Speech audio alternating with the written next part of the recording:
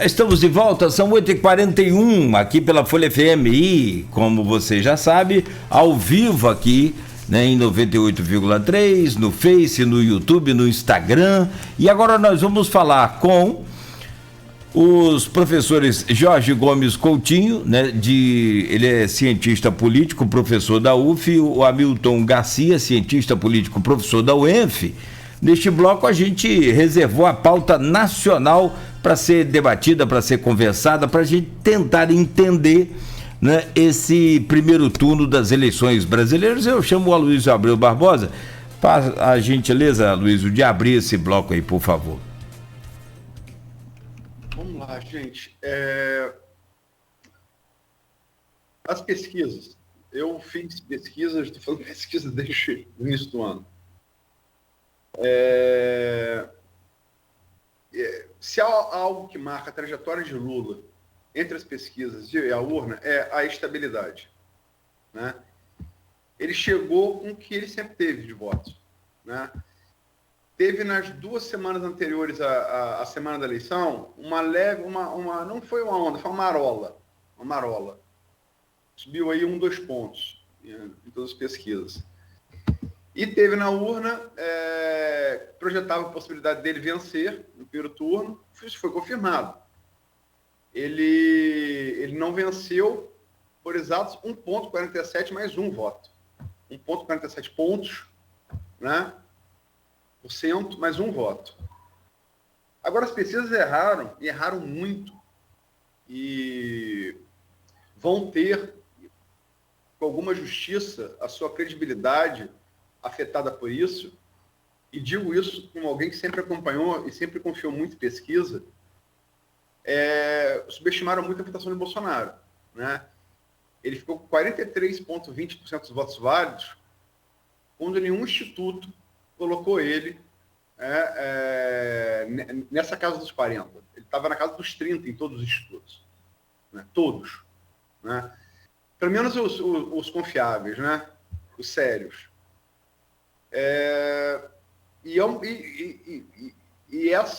Essa votação de Bolsonaro, né, aí tem várias teses, né? Foi o voto útil, que foi um tiro no pé para o PT, que acabou acontecendo sim, mas de eleitores de Ciro e Tebet, em vez de ir para Lula, que foram para Bolsonaro, é uma tese, né? Então, seria um tiro no pé petista, que estimulou esse voto útil, e o voto útil foi contra ele.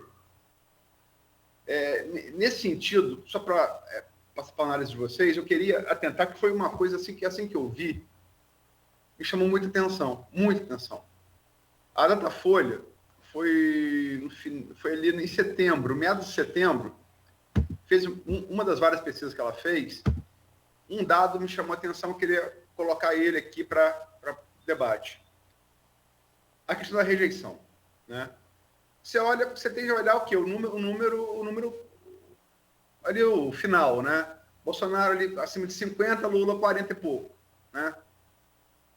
Só que o Datafolha fez essa rejeição por nicho socioeconômico. Ele fatiou. A rejeição de Lula é maior que a de Bolsonaro, cerca de 8, 10 pontos. Ela chega a 50%, e a de Bolsonaro 40%, em 2 a 5 salários mínimos, de 5 a 10 e acima de 10. O que puxa a rejeição de Lula para baixo é de 1 e 2 salários mínimos, que aí ele tem muito pouca rejeição e Bolsonaro tem muito grande. Mas percebam, lógico que o Brasil tem mais gente nessa faixa de 1 a 2 salários mínimos do que tem de 2 a 5, de 5 a 10 acima de 10. Então, é o resultado final. Mas se você olhar por classe social, se cada uma das classes sociais tivesse peso 1, a rejeição a Lula é muito maior que a de Bolsonaro, seria muito maior que a de Bolsonaro. E o Demetrio Magnoli, num artigo muito bom, publicado na segunda-feira, ele alcunhou Domingo do Espanto, ele usou esses dados que também me chamaram a atenção, para explicar. Esse eleitor de 2 a 5, de 5 a 10, de acima de 10, que tem rejeição a Lula, ele ouviu o chamado de voto útil sim, e foi votar contra o Lula. Colocado isso, eu queria saber como é que vocês viram a eleição e que projeção vocês fazem para 30 de outubro. Começa agora pelo Hamilton, não é isso? Hamilton. Não, então, Luiz, eu acho que tive a oportunidade também de escrever um artigo segunda-feira, convite seu, sobre os resultados eleitorais e cheguei a essa conclusão. O PT tentou antecipar o segundo turno para o primeiro e foi uma jogada muito arriscada. Isso já vinha sendo comentado, eu lembro que o Lavareda já tinha criticado essa jogada como muito arriscada, porque havia uma tendência, havia uma expectativa de vitória do PT no segundo turno, havia um crescimento moderado do Lula, e a tentativa de forçar uma vitória no primeiro turno, um candidato que tem um telhado de vidro, que tem o Lula, que foi condenado por corrupção, formação de quadrilha, teve preso, enfim, uma liderança política que saiu machucada de todo esse processo de poder, por qual passou o PT, foram 13 anos no poder, né? Não pode se arvorar a uma pretensão ética de ser o líder da ressurreição do Brasil, um consenso acima de qualquer crítica, enfim, a campanha do PT pelo voto útil acabou colocando o Lula numa posição arrogante, uma espécie de um pedestal, de um líder que não pode ser contestado, e qualquer um que contestasse o Lula seria fascista, neofascista, seria, enfim, bolsonarista. E isso acabou, paradoxalmente, criando uma reação dentro de uma onda conservadora, que a gente viu que aconteceu aí nas eleições para o Senado e para a Câmara, e também para os governos de Estado. Isso acabou também beneficiando o Bolsonaro, né? Embora os bolsonaristas tenham ficado, digamos assim, com as suas teorias de conspiração, não entendendo por que o Bolsonaro não ficou na frente do Lula, porque, afinal de contas, a mesma onda que reverteu as eleições em vários lugares não conseguiu reverter a do Brasil. Mas o fato é que o Lula tinha uma trajetória ascendente e uma expectativa de vitória e trocou isso por uma aventura de eleição no primeiro turno que reverteu as expectativas, né?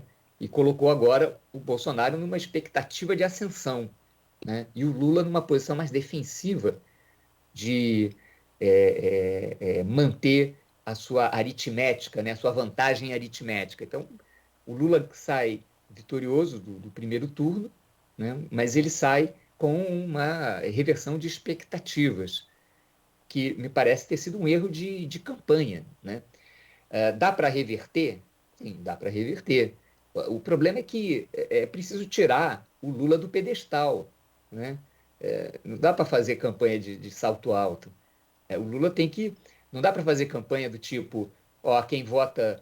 o Lula deixou de ganhar por causa de um Ciro, né?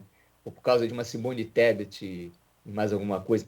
Não é assim, né? Quer dizer, acaba aparecendo para o eleitorado, né? Entre outras práticas autoritárias do PT, de defender as ditaduras amigas na América Latina e no mundo, em fazer da corrupção um meio de azeitar as relações com o Congresso e com várias classes sociais, o empresariado inclusive.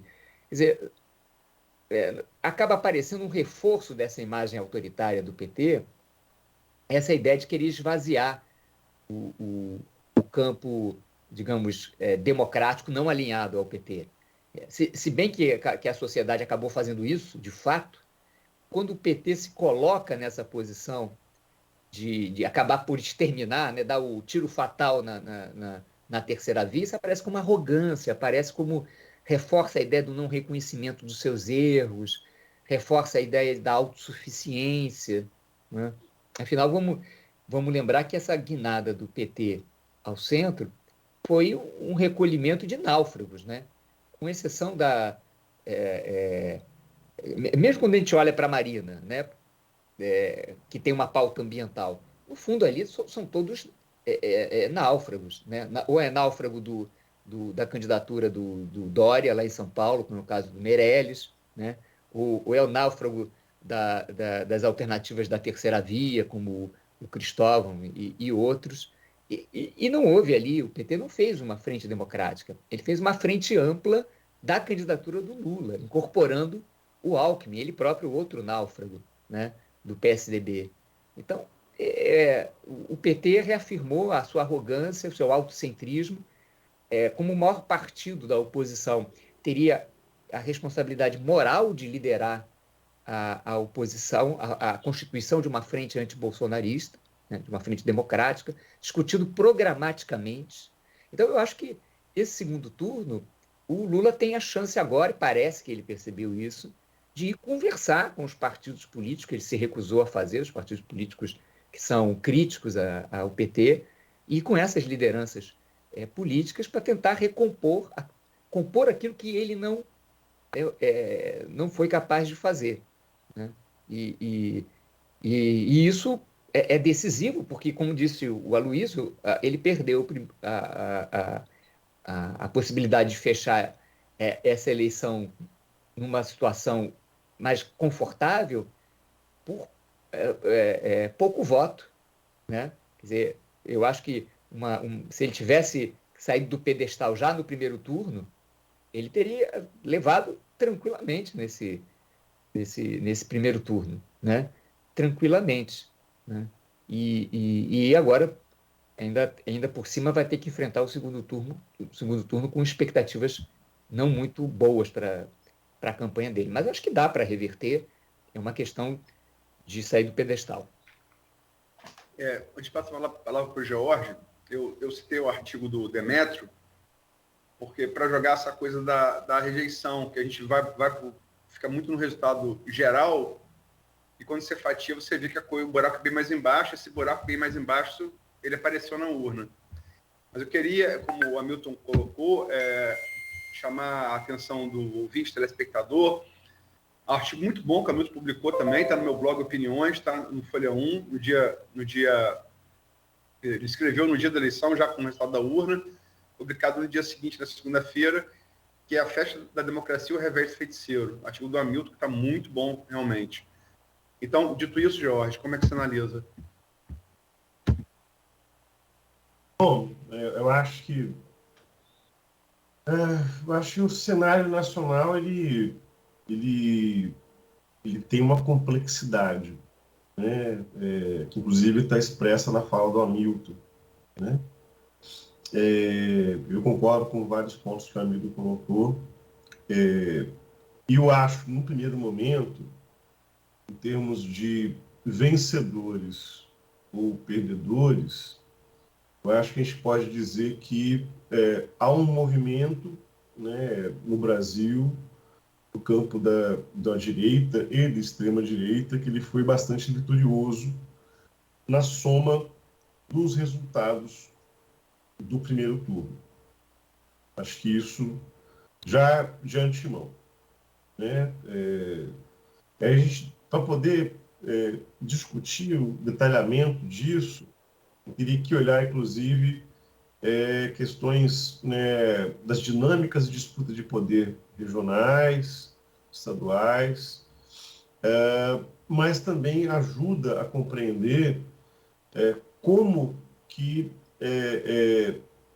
a atual configuração, né, da distribuição de verbas, orçamentos e recursos feito no legislativo brasileiro produziu esse cenário, né, que nós estamos vendo, né, por exemplo, do crescimento exponencial do PL, né, na Câmara dos Deputados, por exemplo, né, ao que parece, das 27 vagas para o Senado que estavam em disputa, 20 foram obtidas pela situação, né? Enfim, esse é um pouco a configuração, como eu falei, da vitória, né, de um discurso de direita e de extrema-direita na configuração do legislativo que vai se apresentar em 2023. Ponto. Tá? Agora, com relação à questão da presidência. essa discussão sobre a qualidade das pesquisas brasileiras, ela precisa ser feita de uma maneira bastante cuidadosa, tá? Até porque, digamos, de domingo para cá, eu acho que, assim como todos nós, eu fui consumir muito as perspectivas, né, e análise sobre o que aconteceu com relação à mensuração de intenções de voto e o voto propriamente dito. Pesquisa, ela vai mensurar intenção de voto, né? E essa intenção ela pode mudar, né? O que aconteceu em termos de explicações, que me pareceu, inclusive, algo convincente, e mais uma vez citando o Felipe Nunes, da UFMG, que é o cara, que é o CEO, né, da Genial Quest, né? Eu vi esse dado, tá? Eles soltaram esse dado, acho que foi sábado de noite, no Twitter, né? Havia ali um processo de migração que estava mais ou menos sendo detectado, né, de votos que estavam, no primeiro momento, intencionados ou a Simone ou ao Ciro em direção à chapa Bolsonaro, né? Então, nessa perspectiva, é algo que a Datafolha também pegou, né? A questão é que foi um movimento meio que em cima da votação. Então, o tracking, né, do histórico de pesquisas anterior não teria como pegar, porque aquele movimento estava acontecendo nas últimas 48 horas, mais ou menos, da eleição propriamente, né? Agora, a votação do Lula, inclusive, que até mesmo o texto da Luiz na Folha reforçou, estava mais ou menos previsto que seria aquilo ali mesmo, né? Portanto, aparentemente, o que aconteceu? O Lula não perdeu votos, mas Bolsonaro ganhou votos. Sendo que nós não temos como fazer mágica de votos, a não ser na República Velha, ou seja, nem tanto tempo atrás, digamos assim, né? Ou em outras votações por papel, né? O que aconteceu foi um movimento migratório em cima da hora, sim. Aí eu acho que o Hamilton tem bastante razão. Inclusive, eu estava discutindo isso até mesmo com outros colegas ontem. Esse movimento de migração de votos da Simone e do Ciro para o Bolsonaro, aparentemente é um ressurgimento, sim, do antipetismo como uma das forças mais relevantes da política brasileira contemporânea, né?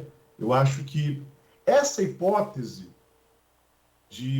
do antipetismo se colocar como uma força relevante para as eleições de 2022 estava colocada desde o início do ano em conversas que a gente teve já com o Christian Lynch e outros tantos, né? A questão é que, inclusive, em conversas privadas com a Luiz, o que eu estava percebendo era o seguinte: até a semana passada, o antibolsonarismo estava movendo muito mais as intenções de voto.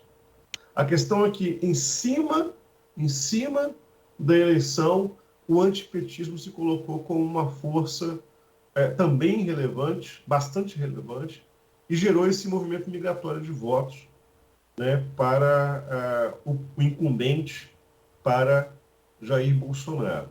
Agora, para segundo turno, eu acho que a discussão aí, eu vou arriscar, inclusive, que é um pouco da polêmica que nós estávamos tendo no intervalo, né?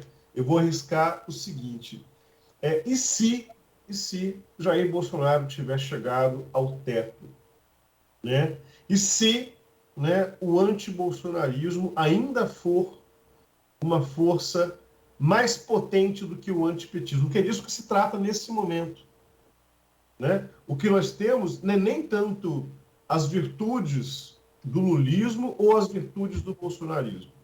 Eu acho que nós estamos vendo agora são duas forças poderosas ou anti-lulismo ou anti-bolsonarismo. A questão de saber qual o teto de uma e do outra. Eu arrisco dizer que, nesse momento, o antibolsonarismo tende a ser mais radioativo, mais tóxico do que o antilulismo, até pelos movimentos que nós estamos vendo de adversários históricos do PT, neste momento de segunda, desde domingo para cá, né, declarando voto de apoio à campanha do Lula, a começar o Roberto Mangabeira Unger, que já à noite de domingo, na Folha de São Paulo, declarou voto em Lula, com todos os senões e críticas possíveis, mas já domingo à noite fez esse movimento. Eu acho que é um pouco por aí. A gente está... Não, perfeito. Essa sua colocação do teto é uma coisa que confesso que não tinha parado de pensar até agora, mas é uma indagação muito instigante, né? Agora, lembro também, e me permito fazer essa lembrança, até porque a análise das pesquisas me conferia isso, Bolsonaro parecia ter batido no teto. E era ali 36, 37. E não bateu. Ele empurrou o teto para cima. Igual o filme de Incrível Hulk, que pula no andar, vai sair furando andar. Ele furou.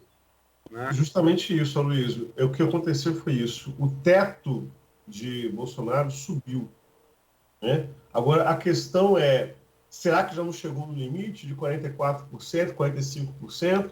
Como falei anteriormente, em termos comparativos com outras eleições de candidatos de extrema-direita, o teto tem sido esse. O maior teto foi de Trump, de 47% contra Biden. Maior. Agora, no Chile, 44%, Le Pen, 41% na França, né? Pode ter chegado ao limite, mas vamos ter que conferir, né? Se me permite um comentário, Jorge, o que é decisivo para essa questão de a gente estabelecer, porque esse teto é móvel, né? Esse é um teto móvel, ele depende do jogo político, né? Então, quando o bolsonarismo teve que arcar com o ônus do mau governo, essa é a grande vantagem, né? A grande carta na manga do Lula, além da memória do passado, da época dele, né? Foi uma época boa para o Brasil, e a habilidade dele de aproveitar essa época boa para fazer políticas de inclusão, o fato é que o bolsonarismo, a carteira dele é que o bolsonarismo foi uma época ruim e um governo desastroso. Mas ele jogou meio que fora essa cartada, achando que podia contar apenas com isso.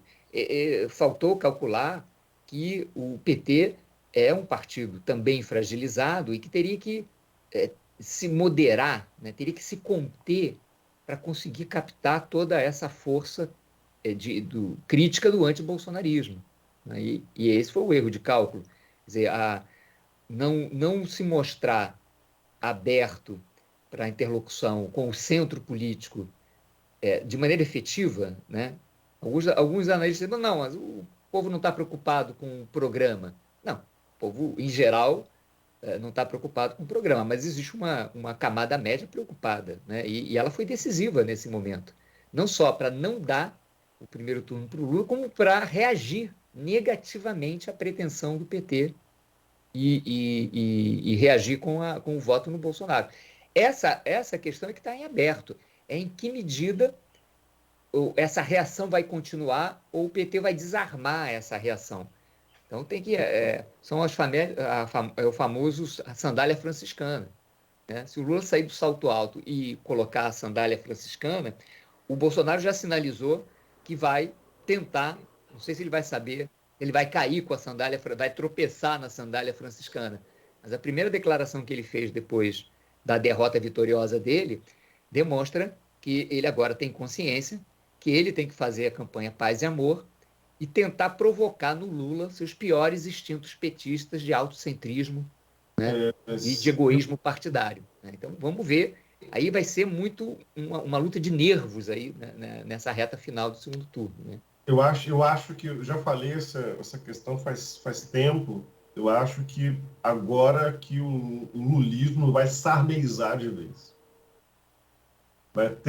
Vai ter uma configuração de um sarneísmo. O lulismo vai virar um sarneísmo sabe, de uma maneira muito evidente, as pressões de centro que estão vindo, o empresariado mesmo, né, aproveitou para poder emparedar esse crescimento do bolsonarismo, fez com que o parte do empresariado, o cara da Natura, ontem emparedou o Lula, cara, na Folha de São Paulo.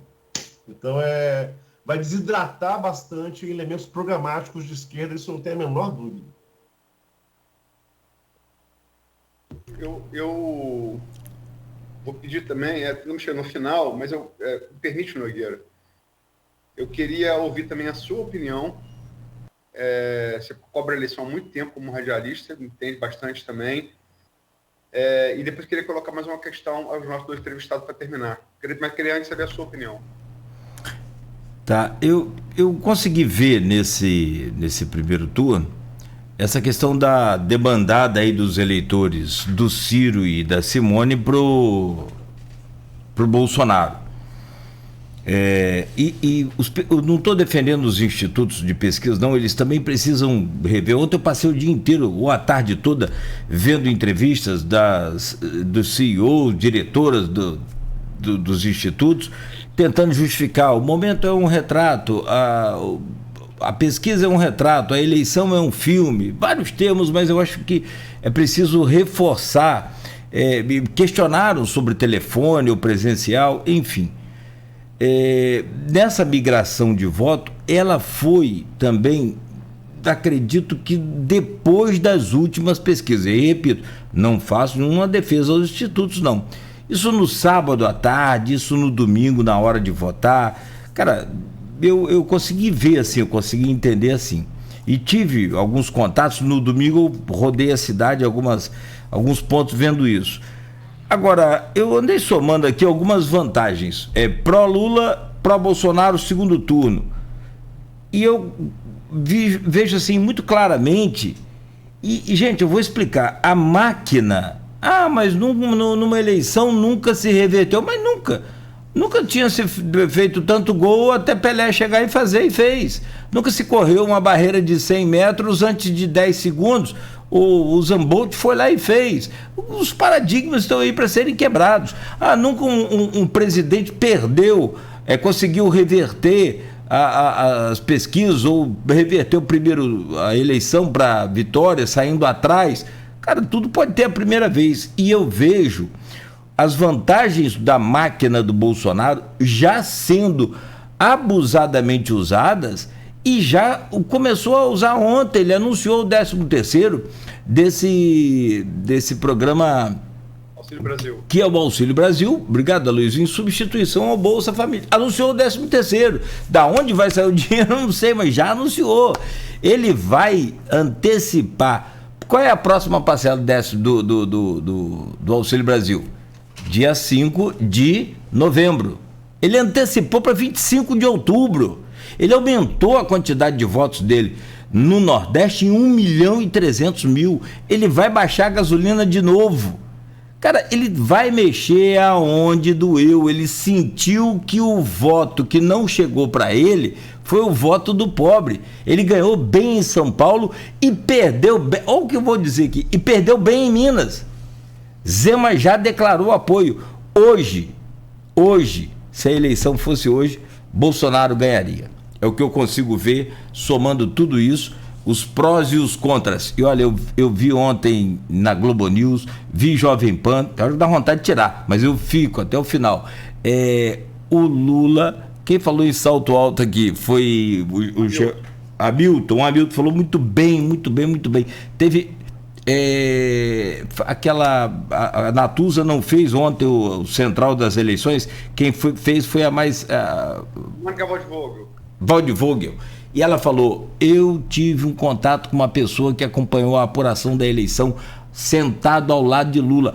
Ele estava de salto alto o tempo inteiro. Tanto é que a declaração dele no final foi muito lastimada, muito triste, muito decepcionante. Tipo assim, foi uma vitória com sabor de derrota. Então, se tem alguém que saiu forte nessa eleição de primeiro turno, para mim foi Bolsonaro.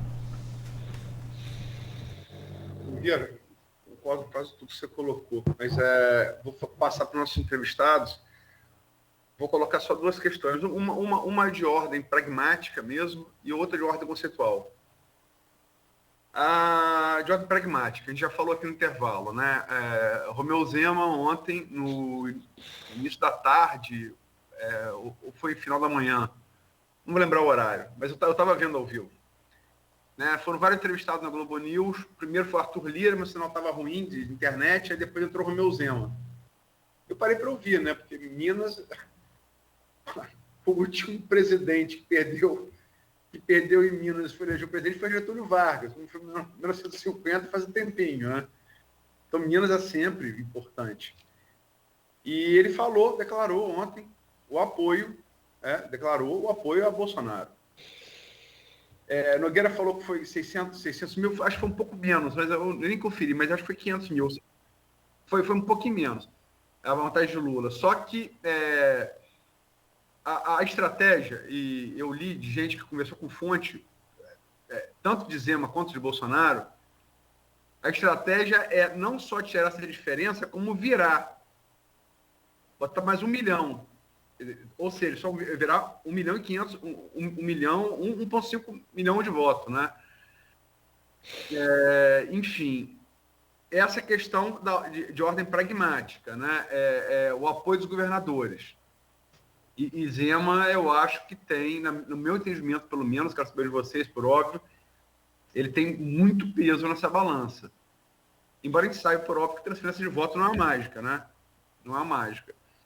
E a questão de ordem conceitual que eu queria colocar, e eu já escrevi sobre isso algumas vezes, todas as pesquisas, análises de cientistas políticos, de jornalistas, sociólogos, enfim, juristas, dizem que essa eleição vai ser uma eleição, estiver uma olhada, marcada, disputa de reeleições. Falamos aqui sobre isso, enfim, não é novidade. E Bolsonaro conseguiu, por isso que eu evoquei o artigo do Manioli, com base nas rejeições fatiadas por classe socioeconômica. Mas, olha só, é uma coisa conceitual, puramente conceitual, subjetiva. Mas eu pergunto a vocês, e pergunto ao telespectador, ao ouvinte. Eu tenho 50 anos de vida. Eu nunca tomei decisão baseada em ódio, da qual eu não tenha me arrependido depois. Um país que vai definir o seu próximo governante, pelos próximos 4 anos, tomando essa decisão com base em ódio, qualquer que seja escolhido, ela pode ser feliz? Ela pode ser uma decisão sábia? Então, eu faço pergunta pragmática sobre o Zema, de mais governadores em Minas, e sobre essa pergunta mais conceitual, começa agora pelo George. O áudio. Nós. Bom, primeira questão, eu acho, envolve aí o problema se Bolsonaro ele garante palanque, né, com os governadores eleitos que lhes são ou assemelhados ou apoiadores, etc. Sem dúvida, garante palanque. A questão não é essa. A questão é a capacidade de transferência de voto, né, destes mesmos governadores para o candidato, caso o candidato à presidência. O que eu estou reforçando, esse é o ponto do meu argumento, é que não há garantia disso. Não há como fazer uma transferência automática. Que essa é uma das discussões que nós estamos fazendo, isso vale para o Lula e vale para o Bolsonaro. Por exemplo, há uma pressão muito grande para que o Ciro se pronuncie favoravelmente à campanha do Lula nesse momento. Pode fazê-lo, e a gente pode discutir as questões simbólicas em torno disso, né? E a relevância, né? Mas agora, isso também não quer dizer que os votos automaticamente do Ciro no primeiro turno vão todos para o Lula. Não existe essa vinculação. Essa lei não está posta. Entendeu? O que vai fazer, em última instância, a diferença, mais uma vez, é o cálculo. o cálculo do eleitor, sim, e numa discussão política que nós estamos vivendo tão acalorada, a decisão das últimas 24 horas pode fazer diferença. E eu falo o seguinte, durante o domingo, pessoas que eu conheço, né, vieram me pedir sugestão de voto, no próprio domingo. Acho que pode ter acontecido isso com vários de vocês também. Né? Então, reitero, né, a eleição, ela, sem dúvida alguma, ela é bastante complexa, os próximos dias serão muito movimentados em termos de construção de alianças, garantias de palanque, novas estratégias, tudo certo.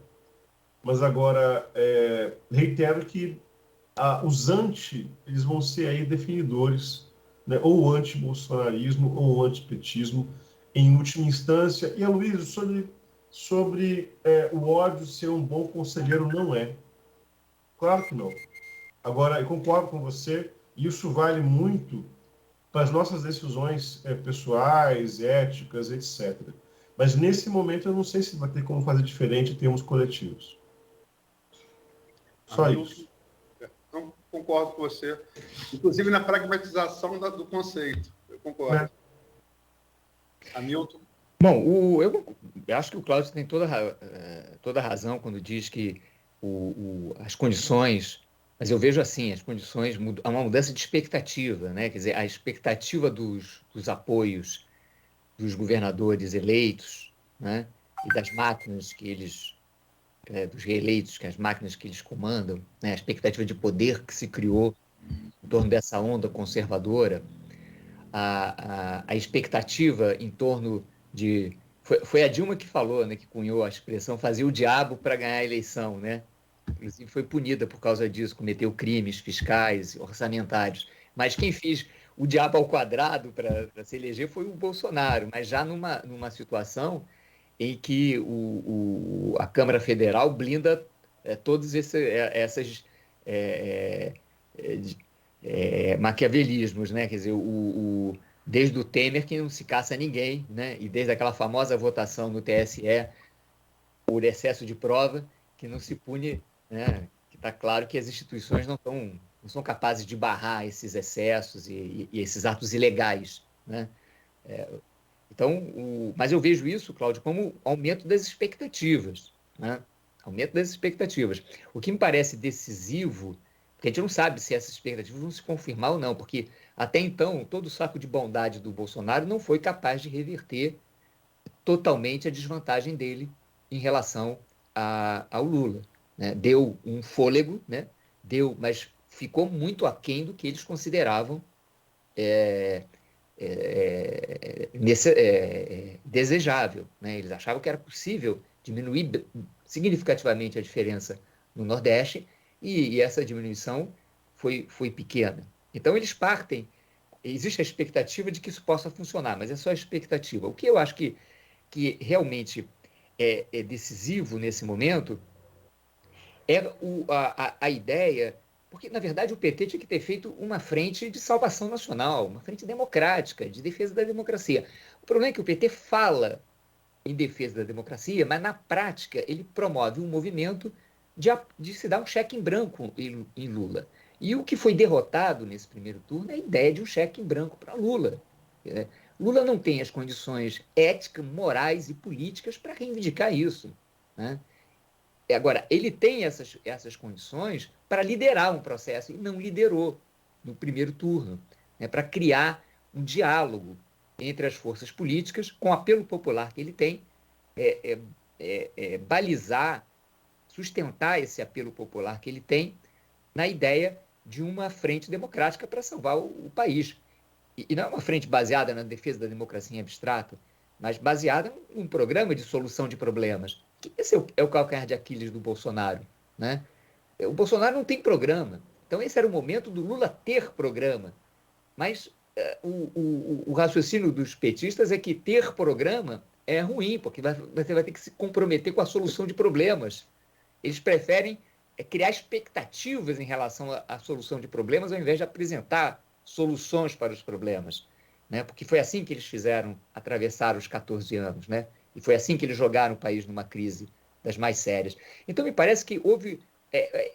o uso do cachimbo fez a boca torta, né? Eles não foram capazes de incorporar aquilo que eles entenderam racionalmente que era a saída e criaram essa situação que, de certa forma, dá um conforto para o Bolsonaro, porque, bom, eu sou um candidato sem programa, se eu ganhar, qual é o rumo do país? O rumo do país é o rumo que a bancada conservadora do Congresso vai ditar a partir de agora, né? Esse liberalismo à moda brasileira, que é um liberalismo que convive ao mesmo tempo com uma ortodoxia no mercado financeiro muito forte, ao mesmo tempo que distribui, que faz menos Brasília e mais Brasil através do Centrão. Então, esse é o programa, né? Um programa que nos leva para o aprofundamento da crise, não para a solução da crise. Então, o Bolsonaro, que é este candidato, ficou, paradoxalmente, muito confortável diante do candidato Lula, que não apresentou programa nenhum. Quer dizer, houve uma subestimação da necessidade, neste momento, do campo democrático apresentar soluções concretas para o Brasil. Esse é um campo em que o Bolsonaro fica muito desconfortável. Muito desconfortável. Então, eu acho que se o segundo turno for centrado na discussão das soluções para o Brasil, a tendência é que essas expectativas se revertam em proveito do Lula. O problema é que eu não tenho certeza se é essa a percepção, até porque o PT não joga com essa carta da solução dos problemas nacionais. Ele joga muito mais numa perspectiva de aumentar a luta de classes, de tensionar as diferenças, de tensionar os problemas do Brasil para vender uma pseudo-solução de transformação social profunda na direção do socialismo, enfim, das utopias históricas dessa esquerda anacrônica que ele representa. Então, eu acho que é uma questão que está em aberto. Essa vantagem psicológica e política que se criou nesse primeiro turno pode ser revertida com uma ação mais racional e menos soberba do lulopetismo na direção de sentar com quem quer reconstruir o Brasil e apresentar soluções possíveis, um programa mínimo em que o candidato se compromete a nos tirar do atoleiro. Certamente o Bolsonaro não tem nada a oferecer nesse campo. Gente, a verdade é o seguinte, a gente faz esse programa aqui fácil até meio-dia hoje. Mas a gente precisa fechar. Evidentemente que o horário já extrapolou. Eu só acrescentei mais uma aqui na minha relação, depois eu vou tuitar lá. A propaganda eleitoral gratuita que começa ou recomeça agora no dia 7 será dividida em tempos iguais. No primeiro turno, Lula tinha mais tempo que Bolsonaro. Meu caro, nós abrimos com o George, né, Luiz? Deixa eu fechar com o professor Hamilton. Hamilton, muito obrigado pela sua colaboração, pelo seu carinho com a gente, né? Sempre solícito nos pedidos em que a gente lhe faz. Então, mais uma vez, agradecemos aqui a sua presença e desejamos a morte à besta aí, tá? De Atafona. Mas esse desejo nem sempre pode ser realizado. Um grande abraço, bom dia, meu querido professor Hamilton Garcia. Prazer sempre recebê-lo aqui. Muito obrigado. Obrigado, agradeço vocês aí pela oportunidade do debate. E é isso, o nosso papel aqui, né, vocês como imprensa, a gente como universidade, é sempre tentar jogar alguma luz, né, alguma compreensão sobre quadros que são muito complexos, né, muito caóticos, da gente entender, e eu acho que a gente conseguiu fazer isso de alguma maneira. Muito obrigado, um abraço aí a vocês e aos nossos espectadores. Tá certo, obrigado. Meu querido professor George, percebi uma evolução na qualidade da sua voz, que estava meio afônica no início. Automaticamente vou depois querer a receita do chá de alho. Não para tomar de manhã, que eu acho que da noite deve ser menos indigesto. Obrigado pela presença virtual, muito obrigado pelas suas belíssimas colocações esclarecedoras e, sobretudo, como a Milton disse, iluminadoras neste momento. Valeu, amigo, obrigado. Eu queria agradecer, inclusive, mais uma vez pedir desculpa pela voz de pato, mas não de marreco, de Maringá. Só de fato mesmo. Fato botafoguense. Enfim, eu queria agradecer. Não teve esse pau que Botafogo ontem, né? Enfim, mas amor a gente não discute, amor a gente sente. Mas queria agradecer mais uma vez, Nogueira, a Luísio, a Milton, por estar aqui, aos telespectadores, né, aos ouvintes da Rádio Folha, por estar aqui discutindo Brasil, né, num momento tão decisivo, né? E reiterando, né, as próximas semanas aí, elas não serão brincadeira, né? Mas nosso objetivo é justamente esse, como a Milton colocou aí, não obstante o pessimismo da razão, mantendo aí o otimismo da vontade. É isso. Obrigado mais uma vez pela manhã com vocês aqui. Muito bom. E o eleitor brasileiro, ele tem que ser estudado, tem que ser de todas as formas. Só para fechar, Luiz, uma informação, estava pesquisando as curiosidades da eleição ontem, o Jaidson, o faraó do Bitcoin, dos Bitcoins, teve 37 mil e foi o candidato a deputado mais votado em Cabo Frio, preso e sem a candidatura subjúdice, não valeram os seus votos. 37 mil votos. Tenta dar uma festinha para 3 mil pessoas. Para 37 mil pessoas, então, a loucura. Aloysio, muito obrigado por hoje, querido. Valeu mesmo. Excelente bancada formada aqui. E amanhã estaremos de volta às 7 da manhã. Obrigado a você, Nogueira. Hoje eu funcionei mais como, tirando uma opinião ali em relação a Freixo e Castro, hoje me permiti funcionar mais como roubando o seu papel de âncora, e você hoje ficou mais com as análises, dialogando com os entrevistados. E muito bom, parabéns, você é um grande analista também. Agradecer demais ao Hamilton, demais ao George. Faço aqui a ordem inversa alfabética que eu adotei no início, né? E tentar resumir o momento que a gente está vivendo é difícil. Eu acho que se eu tivesse que resumir uma palavra, é expectativa, né? Expectativa. Enfim, e que é um desejo pessoal, e concordo com o Jorge, pode não ser pragmático da minha parte. Mas eu que busquei orientar a minha interpretação pelos números, busquei ser o mais objetivo e racional possível, para sufocar minhas paixões, as tem com qualquer outro ser humano. Essa coisa de isenção é utopia, tem que ser buscado no jornalismo, mas é utopia. Só um desejo, que o ódio não seja o definidor dessa eleição, nem para um lado, nem para o outro. É isso, obrigado aos dois. Perfeito, Aloysio. Bom, nós não falamos aqui e não dá tempo, mas a Justiça Eleitoral, se queria, conseguiu se consagrar nesse primeiro turno. Deu um banho na votação e na apuração.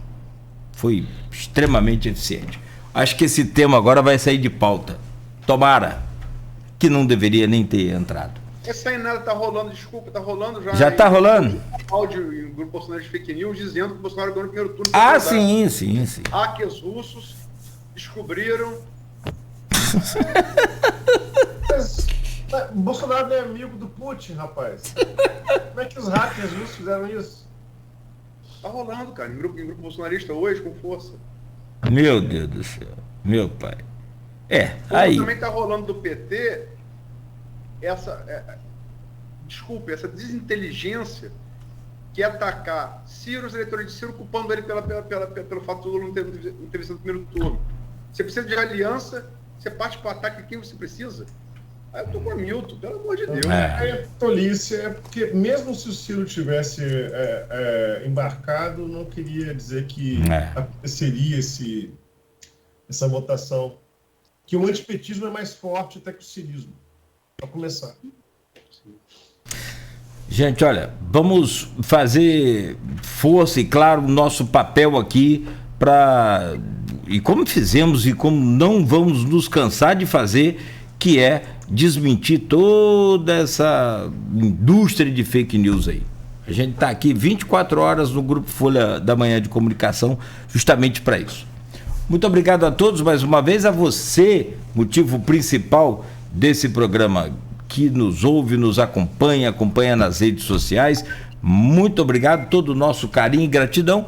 E a gente volta amanhã às 7 da manhã. Fique ligado, fique na Folha. O oferecimento é de Proteus, Unimed Campos, Laboratórios Plínio Bacelar Vacina e o apoio de Green Energia Solar.